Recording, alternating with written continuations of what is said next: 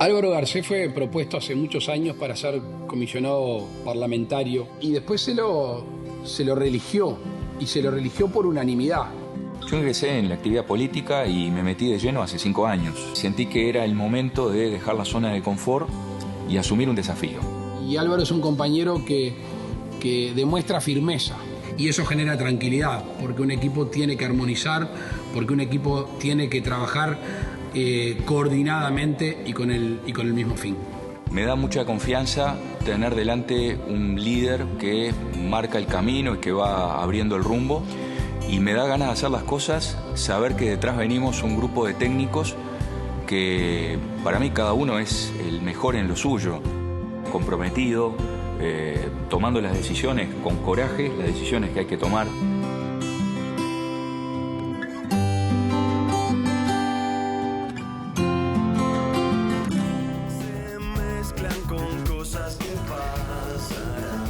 Y con este videíto queda presentado nuestro amigo Álvaro Garcés. Muy buenos días, bienvenido. Buen día, Fito, un gusto. Que como digo, yo zapatero a tus zapatos, y si alguien sabe de cárceles, lo tenemos clarísimo, es usted. Muchas gracias. Desde gracias. siempre, y que además desde adentro la conoce. Déjame decir al aire... No por preso. No, pero déjame decir al aire lo que te dije en el mano a mano. ¿Cómo no? Esta nota me hace acordar hace 13, 14 años, cuando estábamos empezando la etapa de comisionado parlamentario. Vos siempre tuviste una gran preocupación por el tema de la privación de libertad, tanto los menores como los mayores, y me acuerdo que me invitabas muchas veces al programa en una época que hablar de cárceles era dificilísimo porque no se le daba mucha importancia al tema. Y que además era nuevo lo tuyo. Sí, la institución era nueva, no se conocía, no se sabía bien todavía cuál era el rol. No tenías recursos, ni secretaria, ni andabas corriendo. Sí, conseguir un despacho fue difícil dentro del Palacio, después se consiguió una oficina y todo, pero hasta yo te diría que tener una línea de teléfono y las hojas era toda una cuestión. Absolutamente. Sí, sí. Pero bueno, muy bienvenido. No, gracias. Y la tarea se realizó obviamente maravillosamente. Repetiste además, ¿no? También. Bueno, fue un segundo periodo, sí. Impresionante. Pero bueno, justamente, increíblemente, acá estamos nos hablando. sigue convocando el mismo tema.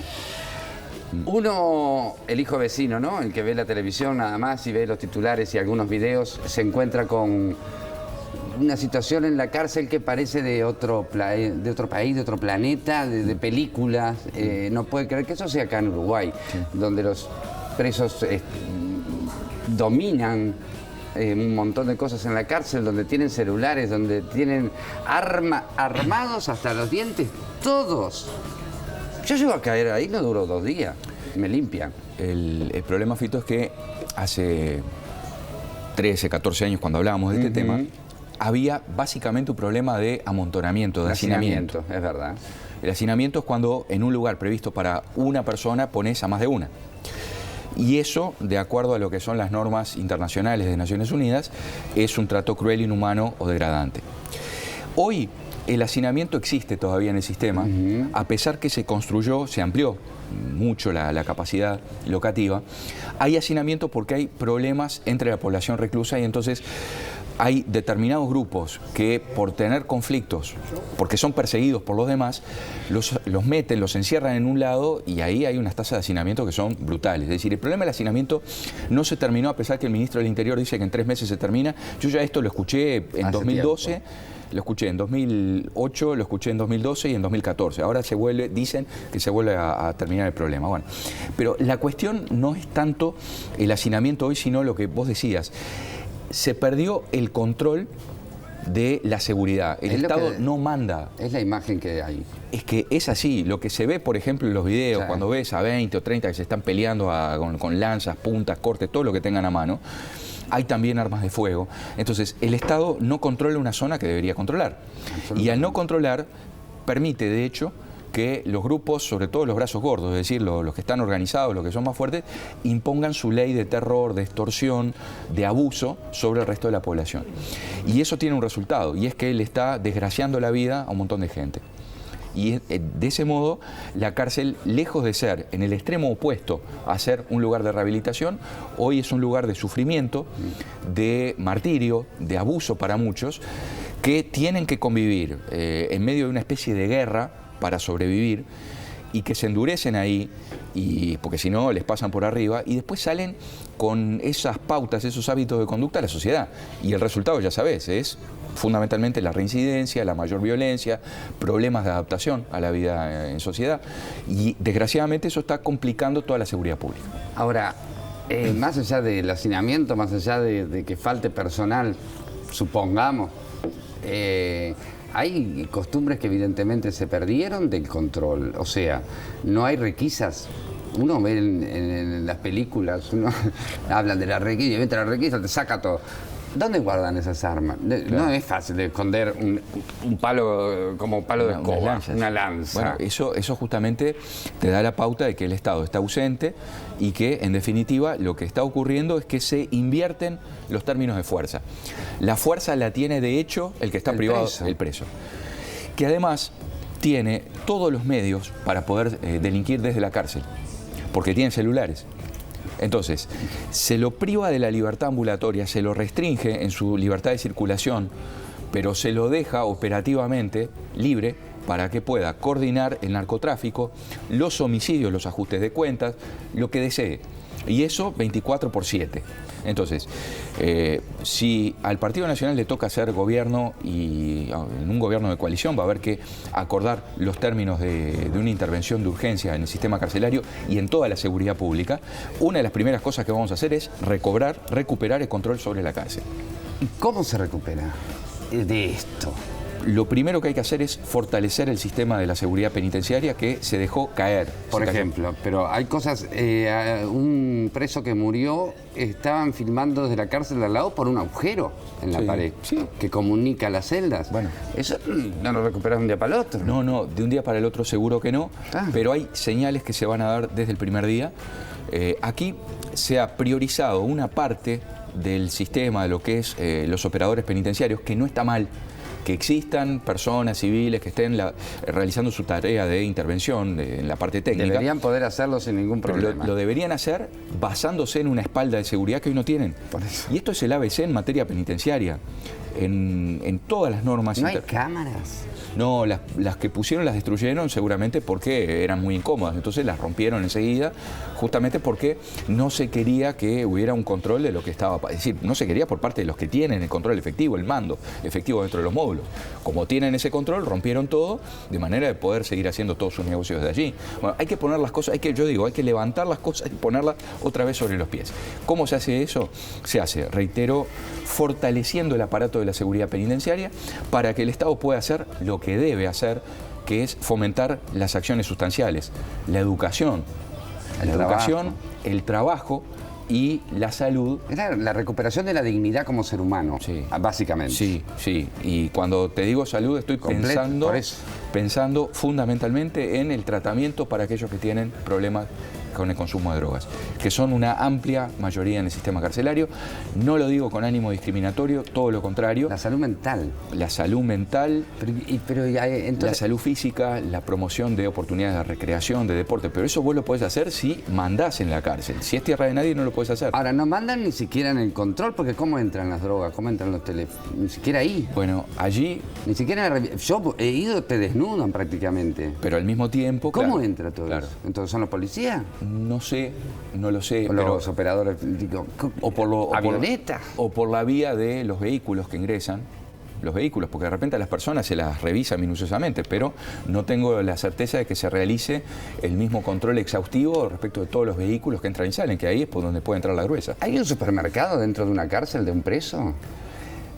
Hay con una tarjeta, Supercar. Hay una experiencia que se ha hecho en Punta de Rieles que es bastante original, en el sentido de que allí funciona la cárcel como si fuera una especie de pueblo, lo cual tiene sus ventajas y sus desventajas. Yo no lo desmantelaría. En todo caso, buscaría que eso que estuviera más armonizado con normas que están en la ley, normas que establecen qué es lo que pueden tener los internos y qué no. Pero no me preocupa ese segmento, porque justamente, por lo menos allí hay oportunidad. Pero no es ahí donde me refiero al supermercado, ¿eh? No hay un supermercado en otra cárcel, adentro de la cárcel, que el dueño es un preso. De hecho hay muchas situaciones que son irregulares, empezando por la tenencia de armas de fuego por parte de la población reclusa, lo cual es inadmisible. Pero creo que esto lo tenemos que ordenar desde lo más grande hacia lo más pequeño. Y lo primero es, no puede haber 3 policías para custodiar a 800 internos, porque eso no es custodiar. Eso en todo caso es renunciar al control. Bueno, en un momento tú decís que tienen las manos atadas. La policía en general. Pero no me refiero solo a la policía penitenciaria, sino que en general, porque en el caso de la policía penitenciaria hay normas muy concretas a nivel legal y reglamentario que no permiten que tengan armas de fuego, y eso es correcto. El problema es que los que no deberían tener armas las tienen, y las tienen además en proporción superior a los agentes de la ley. Entonces, allí, cuando digo que es la policía en general que tiene las manos atadas, es que la policía no tiene el respaldo jurídico y político para hacer lo que debe hacer. Bueno, a eso iba a ir. Que más respaldo funcional y jurídicamente. Jurídicamente eso refiere a revisar... No, hay que revisar, yo creo, la ley de procedimiento policial del año 2008, la ley orgánica policial de 2015 y fundamentalmente algunas normas del Código Penal, como por ejemplo la legítima defensa, para darle a la policía la seguridad de que si interviene haciendo uso de la fuerza va a tener el respaldo del Estado en la medida en que lo haga dentro de la ley y no más allá de esta. Entonces hay que darle a la policía esas herramientas para que haga lo que debe hacer de acuerdo a la ley. Eso no tiene nada que ver con la reforma que plantea el doctor Larrañaga, ¿no? No, yo diría que van por caminos distintos en la elección de los medios, porque en el caso de la reforma que plantea el senador Larrañaga, básicamente lo que se busca es involucrar más al Ministerio de Defensa Nacional en las tareas de orden interno. Nosotros entendemos que existe la cantidad suficiente de policías, solo que hay que dotarlo de todo el respaldo necesario para que hagan su tarea. Y con esos recursos el Estado puede perfectamente controlar la seguridad interna. Bueno, en un momento decías eso, que aplicando mucho mejor los recursos que se tienen en cárceles se puede lograr un cambio sustancial. En cárceles y en general en la gestión de la seguridad pública.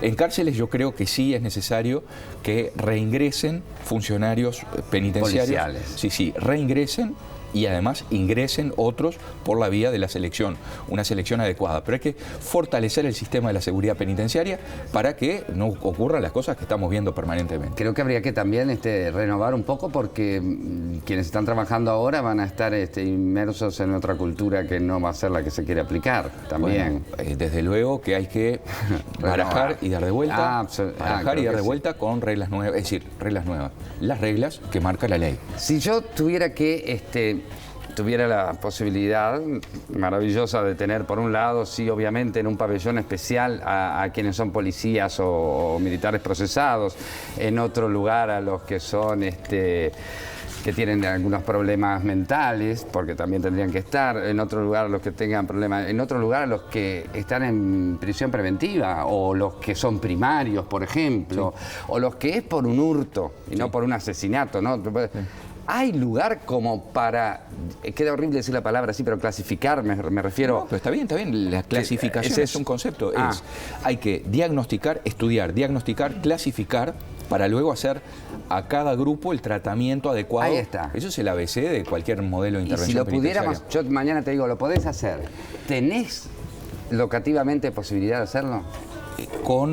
Habría que agregar, a mi juicio, y eso está en el programa de gobierno. Construir una más. Sí, una cárcel de alta seguridad. Uruguay no tiene una cárcel de alta seguridad. Nosotros eso lo recomendamos en el año 2006. En aquel momento pensábamos en una cárcel para 70. Ahora hay que pensar en una cárcel de 150 plazas de alta seguridad.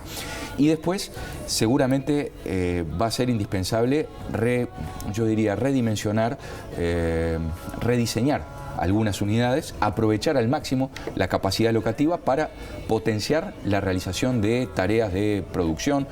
Las personas que están encarceladas, los privados de libertad, tienen que estar trabajando. El trabajo, no porque sea una opinión de quien habla, sino porque lo establece la ley, tiene que ser obligatorio. La ley uruguaya establece que aquellas personas que están privadas de libertad y que han sido condenadas por la justicia tienen que estar trabajando. ¿Lo dice la ley? Lo dice la ley, y lo establece además el modelo de Naciones Unidas en las reglas, las llamadas reglas Mandela, que son las reglas para el tratamiento de los reclusos. Se establece que todas las personas condenadas por la justicia, no los procesados, los condenados por la justicia, tienen la obligación de trabajar.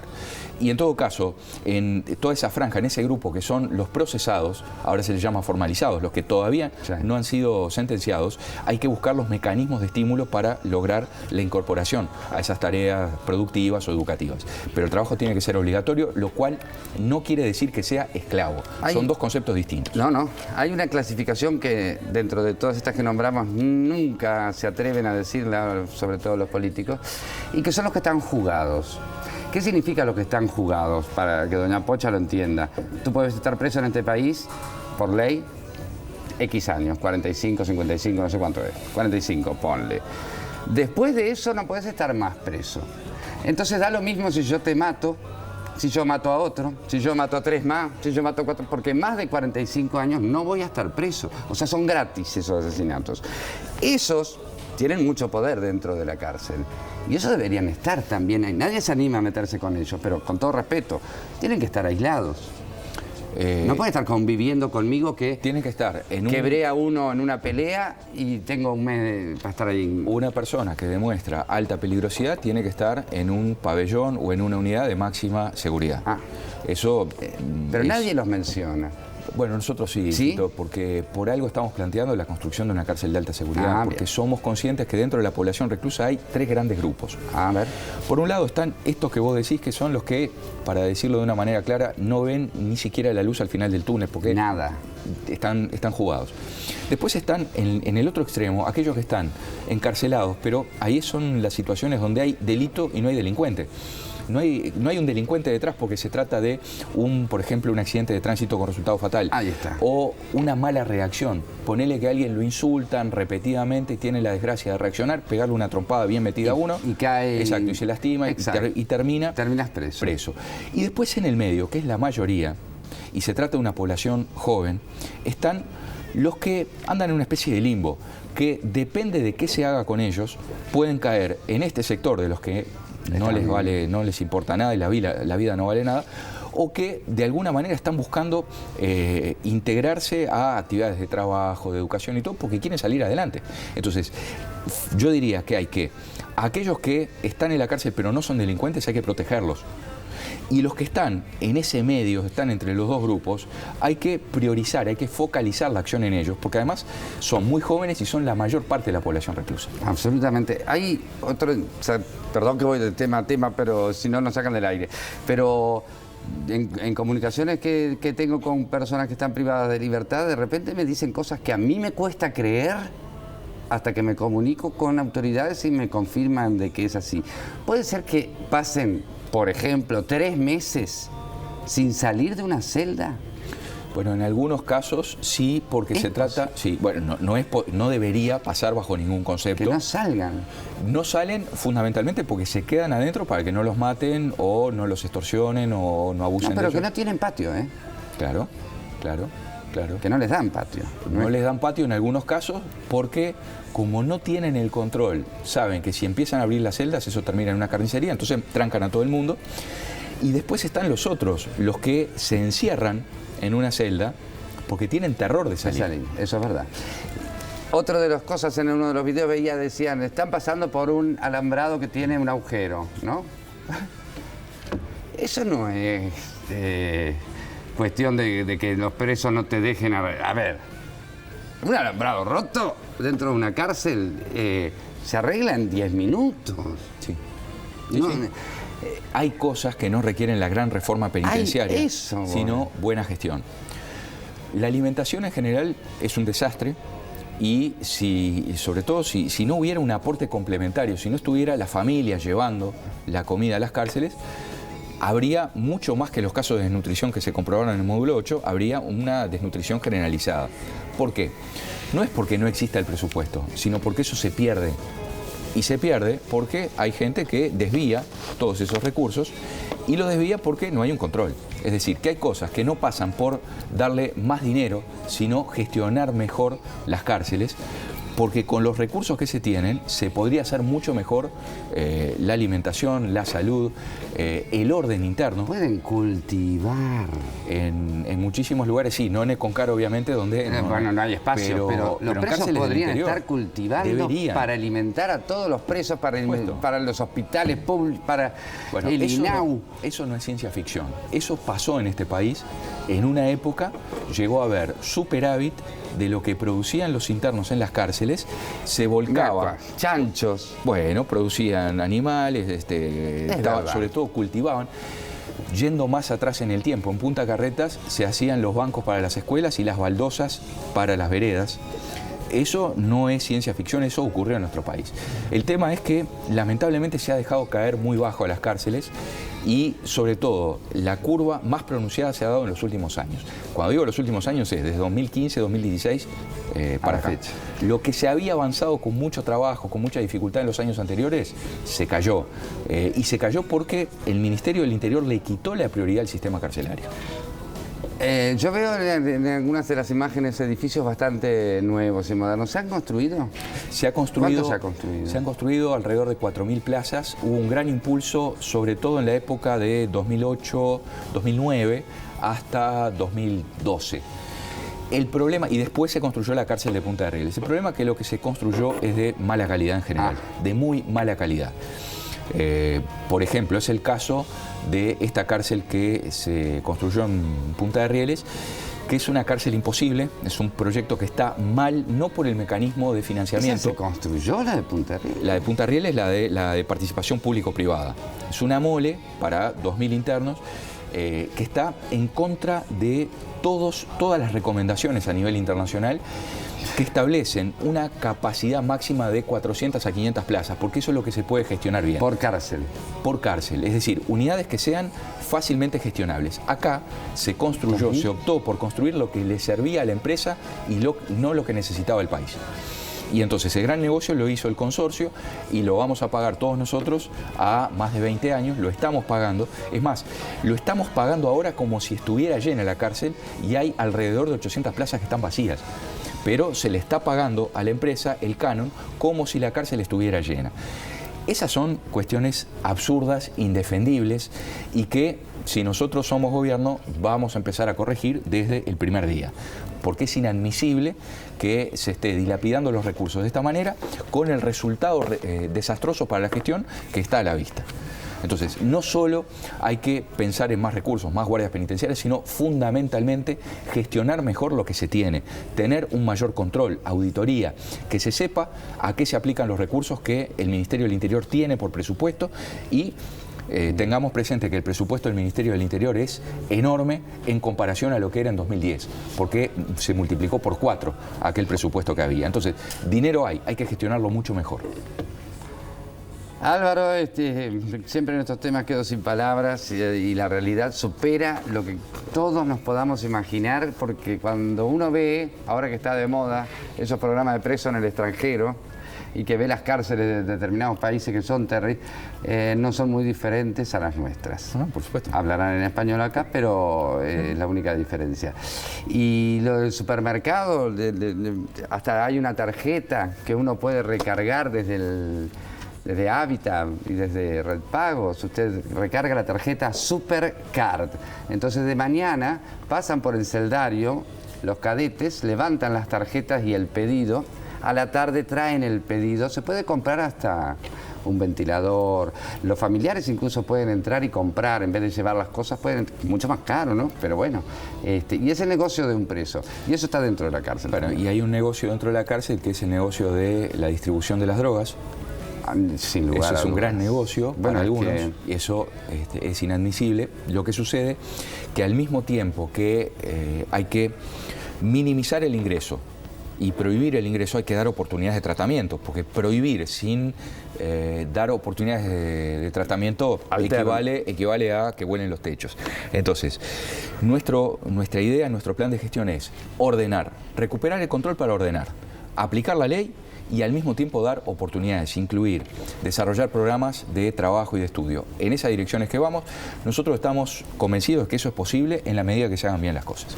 Muchísimas gracias, Álvaro, se nos fue el tiempo. Mucho gusto. Un gustazo volver a verte. Igualmente. Y que sigas en la misma temática también. Gracias. Es preocupante. Muchísimas gracias. Vamos a una pequeña tanda, ya volvemos, hay más día a día para vos.